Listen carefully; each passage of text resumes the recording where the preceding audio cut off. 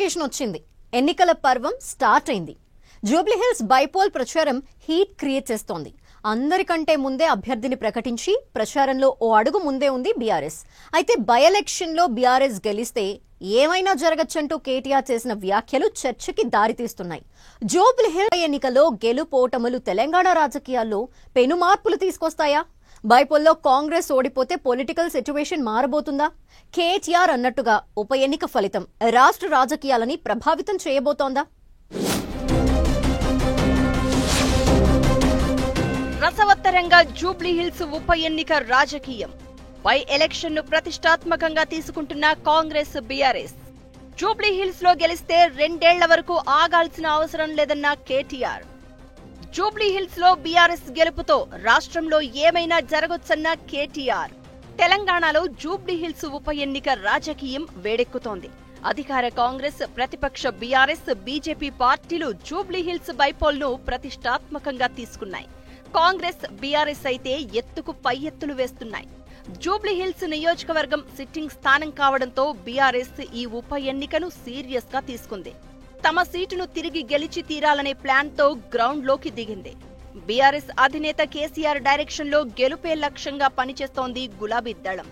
ఈ క్రమంలో బీఆర్ఎస్ ఇప్పటికే జూబ్లీహిల్స్ పొలిటికల్ పిచ్ లో హీట్ ను క్రియేట్ చేసింది. రేవంత్ సర్కార్ పవర్ లోకి వచ్చి 2 ఏళ్లు కావస్తోంది. ఈ 20 నెలల కాలంలో రేవంత్ ప్రభుత్వంపై ప్రజల్లో తీవ్ర వ్యతిరేకత ఉందని బీఆర్ఎస్ చెప్పుకుంటూ వస్తోంది. అది నిజమని జూబ్లీహిల్స్ రిజల్ట్ ద్వారా ప్రూవ్ చేయాలనుకుంటోంది కారు పార్టీ. ఈ క్రమంలోనే జూబ్లీహిల్స్ ఉప ఎన్నికలో గెలుపు ఓటములు రానున్న రోజుల్లో రాష్ట్ర రాజకీయాలపై తీవ్ర ప్రభావం చూపుతాయన్న అంచనాలు ఉన్నాయి. BRS working president KTR Jubilee Hills ఉప ఎన్నిక ప్రచారంలో చేసిన కామెంట్స్ రాజకీయ వర్గాల్లో ఆసక్తి రేపుతున్నాయి. హైదరాబాద్ అభివృద్ధి తిరిగి గాడిన పడాలంటే కేసీఆర్ మళ్లీ రావాలని, అది జూబ్లీహిల్స్ నుంచి మొదలు కావాలని కేటీఆర్ అన్నారు. కాంగ్రెస్ 2 ఏళ్ల పాలనతో తెలంగాణ ప్రజలు విసిగిపోయారన్న కేటీఆర్ మళ్లీ ఎప్పుడెప్పుడు బీఆర్ఎస్ అధికారంలోకి వస్తుందా అని ఎదురు చూస్తున్నారని చెప్పారు. అయితే మళ్లీ ఎన్నికలు రావడానికి 2 ఏళ్ల సమయం ఉందని, కానీ జూబ్లీహిల్స్ ఉప ఎన్నికలో బీఆర్ఎస్ గెలిస్తే రాష్ట్రంలో ఏమైనా జరగవచ్చని కేటీఆర్ కామెంట్ చేశారు. జూబ్లీహిల్స్ బైపోల్లో బీఆర్ఎస్ గెలిస్తే 2 ఏళ్లు ఆగాల్సిన పని లేదని కేటీఆర్ చెప్పడం చర్చనీయాంశమవుతోంది. జూబ్లీహిల్స్ లో బీఆర్ఎస్ గెలిచి అధికార కాంగ్రెస్ పార్టీ ఓడిపోతే ఏమైనా జరగొచ్చన్న కేటీఆర్ మాటల వెనుక ఆంతర్యం ఏమై ఉంటుందన్న చర్చ జరుగుతోంది. సీఎం రేవంత్ రెడ్డిపై అధిష్టానం అసంతృప్తి, రేవంత్ కు మంత్రులకు మధ్య విభేదాలు, మంత్రివర్గంలోని చాలా మంది మంత్రుల మధ్య గొడవలు, తమకు ఏ పనులు కావడం లేదన్న అధికార కాంగ్రెస్ ఎమ్మెల్యేల అసంతృప్తులను దృష్టిలో పెట్టుకుని కేటీఆర్ ఈ వ్యాఖ్యలను చేశారన్న టాక్ వినిపిస్తోంది.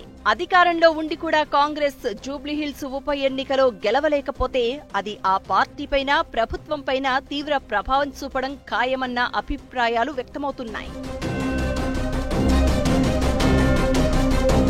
జూబ్లీహిల్స్ ఉప ఎన్నికలో బీఆర్ఎస్ గెలిస్తే దాని ప్రభావం రేవంత్ సర్కార్పై ఉంటుందని కేటీఆర్ చెప్పకనే చెబుతున్నారు. అయితే జూబ్లీహిల్స్ ఉప ఎన్నిక ఫలితం కాంగ్రెస్ ప్రభుత్వాన్ని అస్థిరపరిచేంత తీవ్రంగా ఉంటుందా అన్నదే ఇక్కడ ఇంట్రెస్టింగ్ పాయింట్.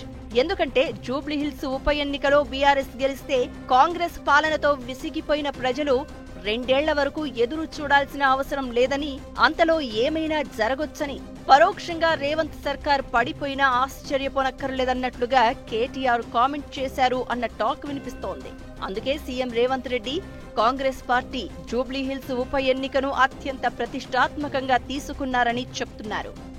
బై ఎలక్షన్ లో బీఆర్ఎస్ ను గెలిపించాలని, అప్పుడు రాష్ట్రంలో ఏమైనా జరగొచ్చని కేటీఆర్ చెప్పడంలో ఆంతర్యం అదేనన్న చర్చ జరుగుతోంది. జూబ్లీహిల్స్ ఫలితం ఎలా ఉండబోతుందో, ఉప ఎన్నికలో గెలుపోటములు రాష్ట్ర రాజకీయాలను ఎంతలా ప్రభావితం చేయబోతున్నాయో చూడాలి మరి.